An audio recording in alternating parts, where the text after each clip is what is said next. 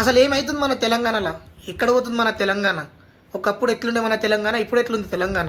సర్వనాశనం అయిపోయింది తెలంగాణ. హైదరాబాద్ గచ్చిబౌలిలో ఉన్న 400 ఎకరాల అడవిని ధ్వంసం చేస్తుంది మన రేవంత్ రెడ్డి సార్. ఇది మనకు కావాల్సింది. ఆనాటి రోజులు తెస్తుంది మన రేవంత్ రెడ్డి సారు. అడిగేటోడు ఎవరు ఉన్నాడు దీనికి? అలా జింకలు, జంతువులు ఎన్నో ప్రాణులు జీవిస్తున్నాయి. అందులో జింకలు చచ్చిపోతే చాలా పెద్ద కేసు అవుతుంది. అందులో కొన్ని జింకలు కూడా చచ్చిపోయినాయి.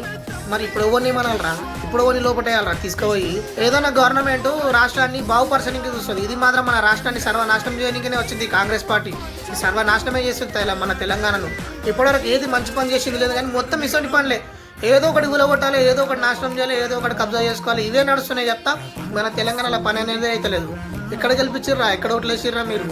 అసలు కాపాడుండ్రా నాయన, దాన్ని కాపాడుండి, ఎట్లనైనా వేసి కాపాడుకోండి. మన హైదరాబాద్లో అది ఉన్నది మనకు మంచి ఆక్సిజన్ స్పాట్. అది పోయిందనుకో ఇక మొత్తం ఢిల్లీ లాగా అయిపోతుంది. మొత్తం పొల్యూషన్ తోటి చచ్చిపోతాం మనం. ఎక్కువ ఉన్నాం, పిట్టలు రాలిపోయినట్టు రాలిపోవాలి.